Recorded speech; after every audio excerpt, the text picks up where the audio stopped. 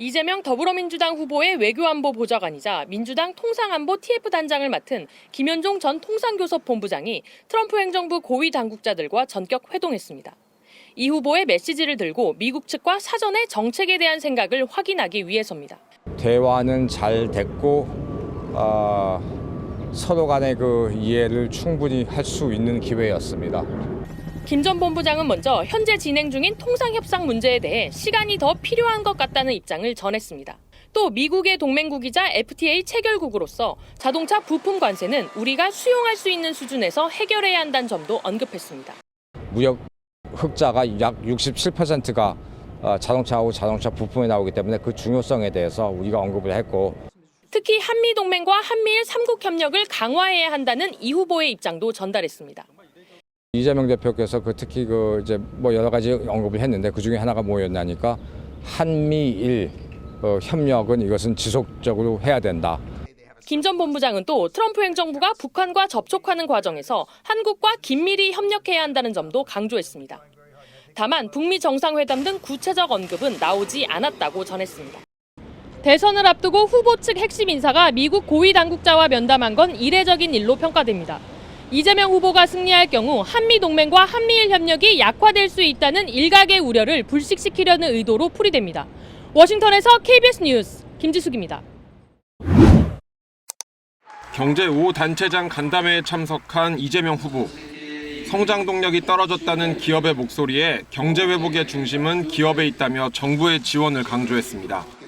지금껏 하던 방식대로 계속해서 해서는 성장을 계속 일으킬 방법이 거의 없다. 민간 영역의 전문성과 역량을 믿고 정부 영역이 충실히 뒷받침해주는 그런 방식으로 가지 않으면 이 어려운 상황들 이겨내기 어려울 것이고, 공약인 정년 연장과 주 4.5일제에 대한 우려가 나오자 기업의 경쟁력을 떨어뜨리고 대중소기업 간 양극화를 심화시킨다는 우려도 있습니다. 점진적인 도입을 약속했습니다. 확 시행을 해버리지 않을까 그런 걱정하시는 거예요? 그렇게 할 수가 없습니다.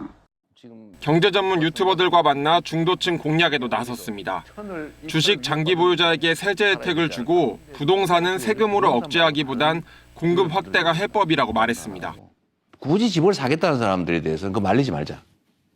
굳이 그 세금 때려가지고 억누르고 그냥 하지 말자. 그 시장은 놔두고. 미국의 관세 정책은 관세가 아닌 다른 것을 올리기 위한 것이라며 우리 카드를 얘기하기 전에 트럼프 대통령의 진짜 카드가 뭔지 봐야 한다고 밝혔습니다.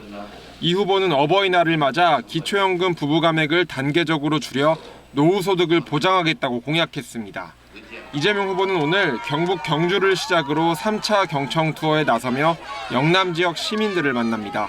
KBS 뉴스 방준원입니다. 민주당 이재명 대선 후보는 오늘부터 이틀간 경북 지역을 훑으며 지역 주민들을 만납니다.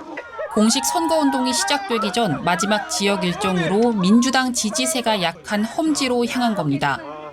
이 후보는 다음 달 3일 대선 이후 진짜 민주공화국으로 재출발하게 될 거라며 지지를 호소했습니다.